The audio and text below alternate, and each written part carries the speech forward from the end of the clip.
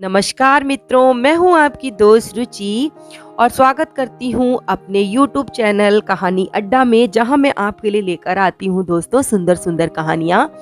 और इसी श्रृंखला में आज आपके लिए लेकर आई हूं ममता कालिया जी की बहुत ही सुंदर कहानी, जिसका शीर्षक है निर्मोही। तो दोस्तों चलिए अब मैं आपको सुनाती हूँ इस कहानी को। बाबा की पुरानी कोठी थी। लंबे लंबे किवाड़ों वाला फाटक था, जहां पहुंच रेल की पटरी ट्राम की पटरी जैसी चौड़ी हो जाती। जब बंद होता तांगों की कतार लग जाती कोठी के सामने। रेल क्रॉसिंग के पास झाड़ वृक्ष और कुछ दूर पर सौताल था। कभी इसका नाम शिवताल रहा होगा, पर अब उसे सब सौताल सौताल कहते हैं। उसके पार जंगम जंगल था, बीच बीच से जर्जर टूटी दीवारें। कहते हैं राजा सूरसेन की कोठी थी कभी। घर की छत पर मोरों की आवाज उठती, मेहाओ मेहाओ। जब तक हम दौड़कर छत पर पहुंचे मोर उड़ जाते। लंबी उड़ान नहीं भरते, बस सौताल के पास कभी कदम पर या कटहल पर बैठ जाते थे।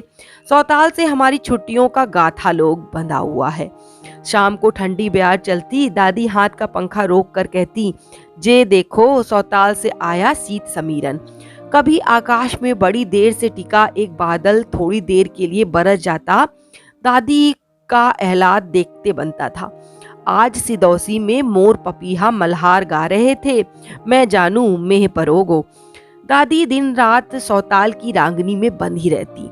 बाजार में पहली पहली कटहरी आई थी, हरी कच्च।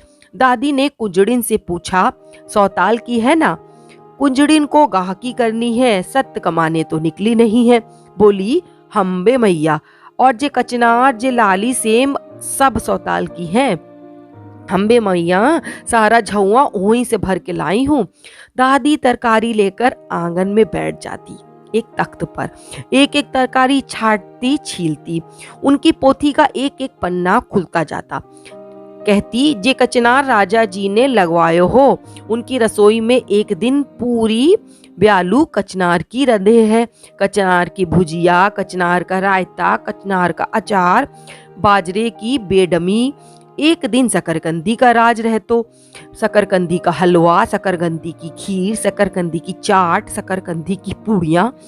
दादी की निगाह में ये राजा की वैभव गाथा थी, पर हम तीनों बहन इस विवरण से जरा भी प्रभावित नहीं होती। बड़ा इकरंगा जीवन था राजा जी का। उनकी रानी तो ऊब से अधमुई हो जाती होंगी। हम कहते, जे लो छोरियों, तुम्हें दुख में सुख दिखे है और सुख में दुख दिखे है, कौन चाल मेल की हो तुम। रात को हम सब छत पर छिड़काव करती, एक एक कर सबके बिस्तर बिछाती, एक ऊंची पटिया पर सुराही रखती, सुराही पर एक गिलास बूंदा करती। भग्गो बुआ काले उदले में आलू की रसेदार तरकारी लाकर रखती, दादी कठौते में पराठे, मैं कचनार के रायते में भुना हुआ पिसा जीरा छिड़कती। कटोरियां गिनती, 1 2 3 4 5 6 7 8, धत तेरे की। कटोरी थाली तो बस 6 ले जानी है। मम्मी पापा तो आए नहीं हैं। अभी तो रोज खाट पर पड़ जाने के बाद दादी जागती रहती। जब फ्रंटियर मेल का इंजन अपनी भट्टा जैसी एक आंख चमकाता चिंघड़ता हुआ गुजर जाता, उसके 2-3 मिनट बाद दादी जम्हाई लेती, सो जा छोरी सो जा, लागे आज भी विद्याभूषण ना आयो। बाबा अपनी खाट से कहते, ससुरे में छटाक भर भी ममता नहीं है माई बाप की, दिल्ली वारों बनो बैठो है। दादी बमक पड़ती, जे बताओ तुमने कभी नेक ममता करी लड़कन की? कान खींचे गेटुआ दबाए, कभी तराजू दे मारे, कभी बांट फेंके, कौन कर्म नाय किए, मेरे दोनों ललाएं देश निकारा दे डारो। बाबा आग बबूला हो जाते, बिरचो समझे नाय, तेरे छोरन पे बाबू साहिबी छाई रही। पैंट बुस्कोट पहिरे, गिटपिट बोले, कुर्सी तोड़े, गद्दी पे बैठ बूरा तोलने में उनकी मैया मरे थी। एक कविताई करे लागो, दूसरे को साहबियत चाट गई। दादी बिखरा दूध समेटती, अच्छा अच्छा बस करो, तुम तो बर के छत्ते पे छिड़ परो हो, नतनियां सुनेंगी, शर्म करो। जब बेटे सगे नाय निकरे तो नाती देवते कौन क्रिया करेंगे, को काम ना आएगो समझी रहो। बाबा तो पड़ी लगाकर सो जाते। दादी रात भर घुट घुट कर उमड़ती घुमड़ती। जई मारे निकर गए दोनों भैया, न कभी उन्हें दुलराया न पुचकारा, बस टुर टुर करते रहे। जिंदगी भर हर चीज बांट तराजू से तोली। मैं कहूँ अजी प्यार को मोल और तोल बतावे, ऐसी तरह कहाँ पाओगे। पर नाए जे तो छोटे के कागज पत्तर कापी उठा उठा के चूल्हे पे झोंके रहे, बड़े की किताबें रद्दी वाले को बेच आए। 2 दिन रोटी नाई खाई मेरे लालों ने। मैं दादी के पैर दबाती, उन्हें थपकती कि किसी तरह के से वो सो जाएं।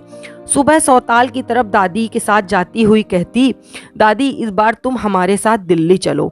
दादी निहाल हो जाती, मुझे कमर से चिपकाकर मेरे बिखरे बालों पर हाथ फेरती, कहती, बिल्कुल बाप पे गए हो है मेरो लूटर बाबा।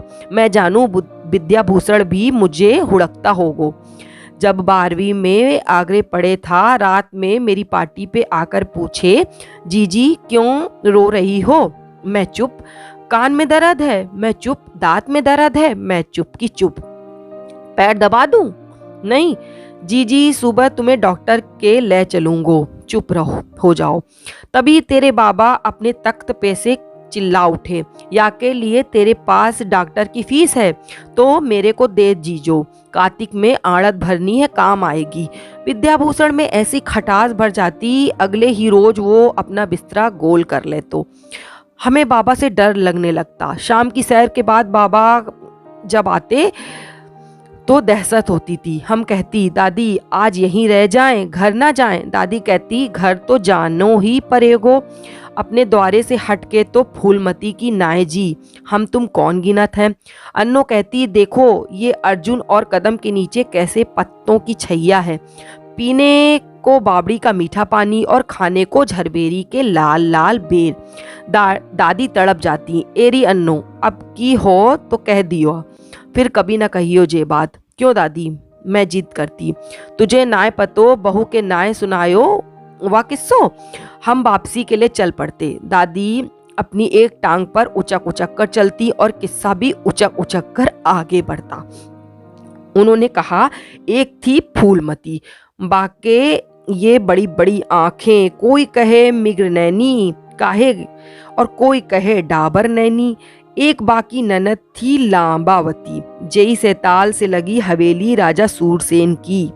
राजा जी के संतरी मंत्री ने भतेरा समझायो, या बावड़ी ठीक नहीं, नेक परे नींव धरो। पर राजा जी अड़े सो अड़े रहे, मैं तो यहीं बनवाऊंगो महल, एमे का बुरा है। राजा जी पीपल के पेड़ पर भूत पिशाच और प्रेत तीनों का बसेरा है, जैसे भी भीत उठाओगे पीपल की छैया जरूर छू जाएगी। जने उगती जने डूबती, संतरी बोले, बस इतनी सी बात, ये लो। राजाओं ने पीपल समूल उखड़वा दिए। राजा सूरसेन को अपनी रानी से बड़ा प्रेम था। रानी फूलमती बोली, राजा ऐसो बाग बनाओ कि मैं पूरब करवट लूं तो मौलसिरी महके, पश्चिम घूम जाऊं तो बेला चमेली। राजा ने ऐसा ही कियो। हैरानी देखो, बेलों की जड़ सौताल की मिट्टी में और फूल खिले रानी के चौबारे। राजकुमारी लब्बावती का विवाह हाथरस के कुंवर भ्रस भान लला के पोते से हो गया। अभी गौना नहीं हुआ था। नंद भाभी घर में जोड़े से डोले सास बलैया लेती, मेरी बहू मेरी बेटी दोनों सुमतिया। जब तुम जानो जहाँ 100 सुख हो वहाँ एक दुख आके कोने में दुबक कर बैठ जाए तो सारे सुख नाश हो जाएं। सोई हुआ राजा की हवेली में। कैसे? अन्नों ने कहा।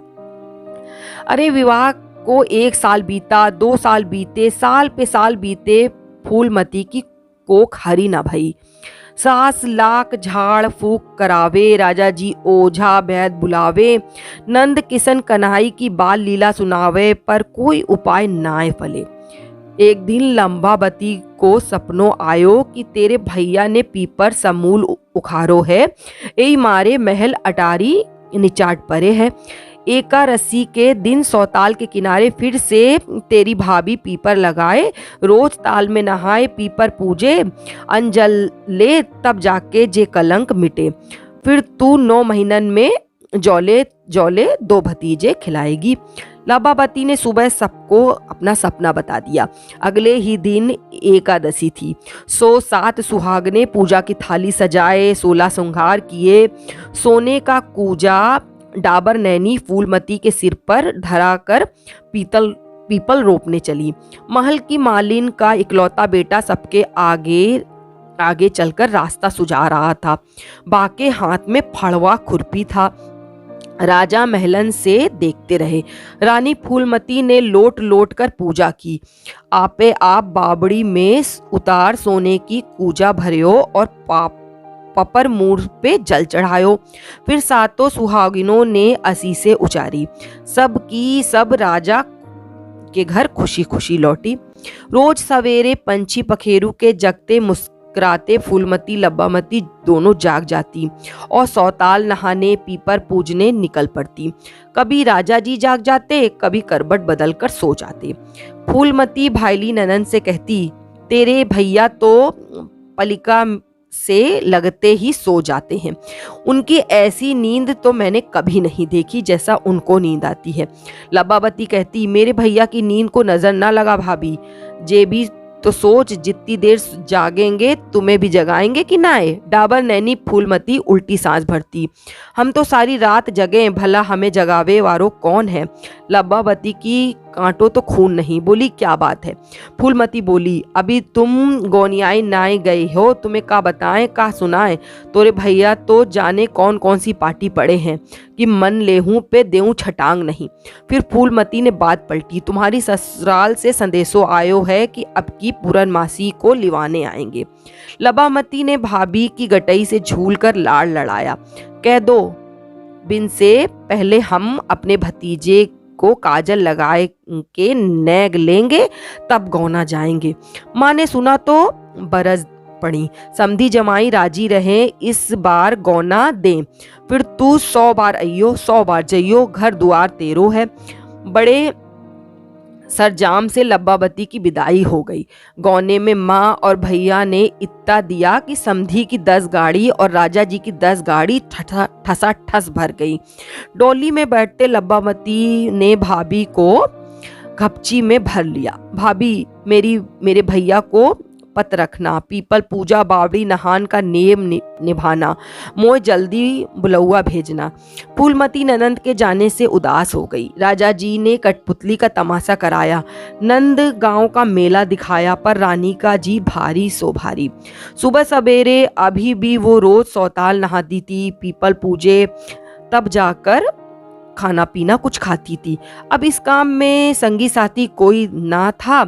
एक दिन रानी भोर उठी, एक हाथ पे धोती जंपर धाया, दूसरे पे पूजा की थाली और चल दी नहाने। उस दिन गर्मी ज्यादा रही कि फूलपति की अग्नि गले गले पानी में फूलवती खूब नहाई। अबरे होते देख फूलमती पानी से निकली। अभी वो कपड़े बदल ही रही थी, बाकी नजर झरबेरी पर पड़ी। गर्म में झरबेरी लाल लाल बेरों से बोरानी रही। इत्ते में घर आ गया। अन्नो बोली, दादी तुम्हारी कहानी बहुत लंबी होती है।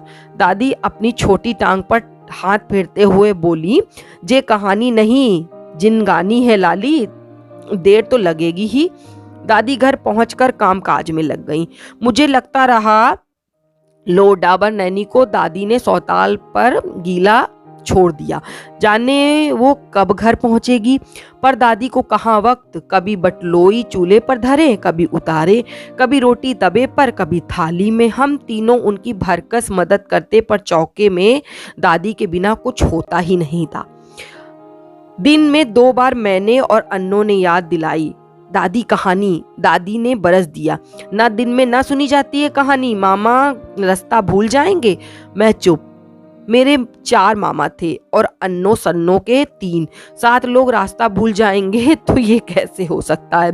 रात की ब्यालू निपटाते ही हम दादी को घेर कर बैठ गए। अन्नो उनकी टांगे दबाने लगी, मैंने सिर दबाना शुरू कर दिया। दादी, फिर क्या हुआ? अज्जे राम रे, मैं तो बहुत थक गई। देखो, हुकारा भरती रहना, कभी भटक भूल जाऊं तो टोक देना, नहीं फूलमती को न्याय नहीं मिलेगा। हाँ तो फिर क्या हुआ था? फूलमती ने आगा सोचा न पीछा, बस बेर तोड़ने थाड़ी हो गई। उचक उचक कर बेर तोड़े और पल्ले में डारे। वहीं थोड़ी दूर पर मालिक का लड़का पूजा के लिए फूल तोड़ रहे थे।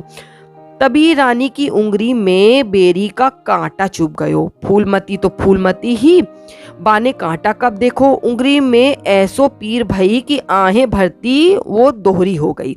मालिक के छोरे कन्हई ने रानी जी की आ सुनी तो दौड़ा आयो। कांटा झाड़ी से टूर कर उंगली के पोर में धस गया था।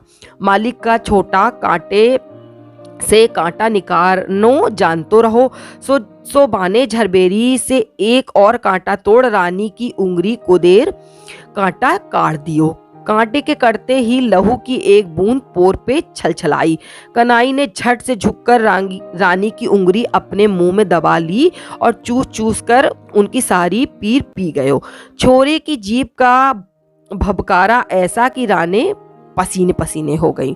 उधर राजा सूरसेन की आंख बादिन जल्दी खुल गई। सेज पे हाथ बढ़ाया तो सेज खाली। थोड़ी देर राजा जी अलसाते अंगड़ाई लेते रहे। उन्हें लगा आज रानी को नहाने पूजा करने में बड़ी अबेर हो रही है। राजा जी ने वातायन खोला। सौताल में न रानी न बाकी छाया। पीपल पे पूजा अर्चना का कोई निशान नहीं। रानी गई तो कहाँ गई? सूरसेन अल्ली पार देखे, पल्ली पार का छोरा कन्हई दिखे। फूलमती की उंगली कन्हई के मुंह में परी और रानी फूलों की डाली सी लचकती बाके ऊपर झुकी खड़ी। राजा सूरसेन को कांटो तो खून नहीं। थोड़ी देर में सुध-बुध लौटी तो मार गुस्से के अपनी तलवार उठाई। पर जे का तलवार मियान में परे परे इतनी जंग खा गई कि बामे तो निकरई नहीं। राजा ने पोर मालिक के छोरे के मुंह में परी सो परी। राजा प्रजा की तरह अपनी रानी को घसीट कर महलन में लावे तो कैसे लावे? बस खड़ा खड़ा किल्लावे। उसने अपने सारे ताबेदारों को फरमान सुनाया कि महल के सारे द्वार मूंद लो, रानी घुसने ना पाए। कोई उदीली करे तो सिर कटाए। रानी फूलमती नित की भांति खम खम जीना चढ़ के रनिवास तक आई। जे का 12 हाथ ऊंचा किवाड़ अंदर से बंद। अर्गला चढ़ी भई। रानी दूसरे किवाड़ पर गई, वो भी बंद। इस तरह डाबर नैनी ने एक एक कर कर सातों किवाड़ खड़खड़ाए, पर वहां कोई हतो नहीं। सूरसेन की माता ने पूछा, क्यों लाला, आज बहू पे रिसियाने क्यों हो? सूरसेन मुंह फेर कर बोलो, माँ तुम्हारी बहू कुलक्षणी निकली। अब या अटापे मैं रहूंगू या वो? माँ ने माली से पूछा, मालिन से पूछा, महाराज से पूछा, महाराजिन से पूछा, चौकीदार से पूछा, चौबेदार से पूछा। सबका बस एक ही जवाब कि राजा जी का हुक्म मिला है, जो दरवाजा खोलो तो सिर कटा देंगे। 7 दिन रानी फूलमती अपनी सिर सातों दरवाजियों पे पटकती रही। माता फूट कर खून खच्चर हो गयो। सूरसेन नाय पसीजो।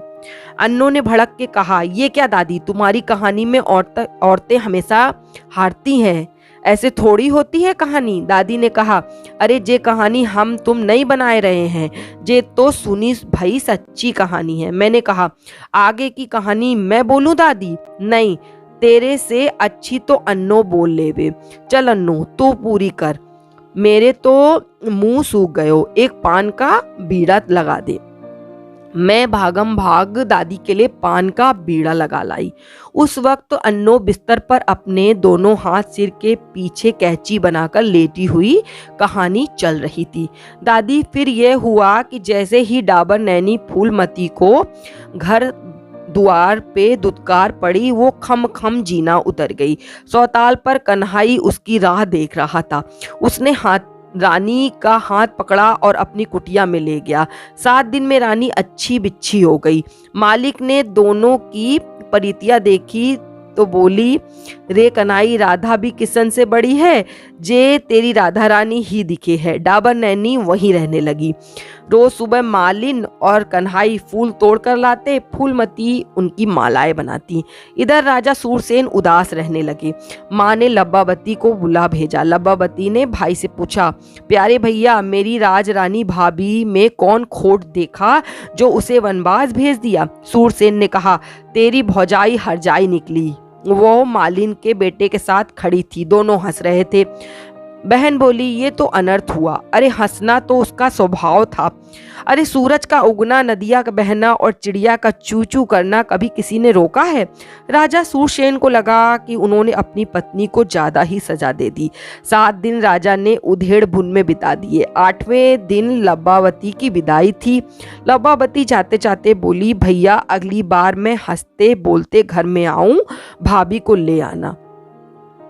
कई साल बीत गए। राजा रोज सोचते, आज जाऊं कल जाऊं। आखिर एक दिन वे घोड़े पर सवार होकर निकले। साथ में कारिंदे, मंत्री और संतरी। जंगम जंगल में चलते चलते राजा जी का गला चटक गया। घोड़ा अलग प्यासा था। एक जगह पेड़ों की छैया और बावड़ी दिखी। राजा ने वहीं विश्राम की सोची। बावड़ी में ओके से लेके ज्यों राजा पानी पीने झुके, किसी ने ऐसे तीर चलाया कि राजा के कान के पास से सनसनाता हुआ निकल गया। संतरी मंत्री चौंकने लगे। तभी सबने देखा, थोड़ी दूर पर एक छोटा सा लड़का साक्षात कन्हैया बना, पीताम्बर पहने खड़ा और दनादन तीर चला रहा है। राजा कच्ची डोर से खींचे उसके पास पहुंचे। छोरा बूझे राजा वजीर। वो चुपचाप अपने काम में लगा रहा। राजा ने बेबस मुंह से पूछा, तुम्हारा नाम क्या है? नन्हे बनवारी ने आधी नजर राजा के लाव लश्कर पे डाली और कुटिया की तरफ जाते जाते पुकारा, मैया मोरी जे लोगन से बचैयो री। लड़का की मैया दौड़ी दौड़ी आई। बिना किनारे की रंगीन मोटी धोती, मोटा ढीला जम्पर नंगे पांव पर लगती थी एकदम राजरानी। उसके मुख पर 7 रंग झिलमिल झिलमिल नाचे थे। राजा ने ध्यान से देखा, अरे ये तो उसकी डाबर नैनी फूलमती थी। सूरसेन को अपनी सारी मान मर्यादा विसर गई। सबके सामने बोला, प्राण प्यारी तुम यहाँ कैसे? फूलमती ने एक हाथ लंबा घूंघट काढ़ा और पीठ फेर कर खड़ी हो गई। तब तक बनवारी का बाप कन्हाई आ गया। राजा ने करिंदों से कहा, पकड़ लो, इसे जाने ना पाए। कन्हाई बोला, जाओ राजा जी, तुम क्या प्रीत निभाओगे? महलन में बैठ के राज करो। मंत्री बोले, बावरा है, राजा की रानी को कौन सुख देगा? क्या खिलाएगा, क्या पिलाएगा? कन्हाई ने छाती ठोक कर कहा, प्रेम खिलाऊंगा, प्रेम पिलाऊंगा। तुमने जो निकाला उसको मैंने जामे वापस जान डारी है। तो जे हुई मेरी प्राण प्यारी। और जे चिरौटा? मंत्री ने पूछा। जे हमारी डाली का फूल है। राजा के कलेजे में आग लगी। मालिन के बेटे की यह मजाल कि उसकी रानी को अपनी पत्नी बनाए, वो भी डंके की चोट पर। उसने घुड़सवार सिपाही दौड़ा दिए। दादी की ऊँग हवा हो गई। अन्नो तू एचातानी बहुत कर रही है, आगे मैं सुनाऊं? अन्नो की समझ में नहीं आ रहा था कि कहानी को कैसे समेटे। उसने हार मान ली। अच्छा दादी, तुम ही खत्म करो। दादी बोली, हाँ। तो कन्हाई और फूलमती विषाद भर लड़े। नन्ना बनवारी भी तान तान कर तीर चला रहा था, पर तलवारों के आगे तीर और डंडा का चीज है। सौताल के पल्ली पार की धरती लाल चक हो गई। थोड़ी देर में राजा के सिपाहियां तलवारों की नोक पे 3 सिर उठाए लौट आए। मैंने कहा, दादी तीनों मारे गए? दादी ने उसास भरी हम्बे लाली, तीनों ही ने वीर गति पाई। यही मारे आज तक सौताल की धरती लाल दिखे है, पर वहां पे सेम उगाओ तो हरी नहीं लाल उगे है, अनार उगाओ तो कंधारी को मात देवे है, और तो और वहां के पंछी पखेरू के गेटुए पे भी लाल धारुई जरूर होवे है। ना रानी घर दुआर छोड़ती, ना बाकी ऐसी गत होती। अन्नो और मैं एक साथ बोले, गलत, एकदम गलत। निर्मोही के साथ उम्र काटने से अच्छा था वह जो उसने किया। तो दोस्तों, आपको ये कहानी कैसी लगी? अगर पसंद आई हो तो आगे शेयर कीजिएगा और मेरे चैनल को सब्सक्राइब कीजिएगा अगर आपको ऐसी ही कहानियाँ पसंद आती हों। धन्यवाद।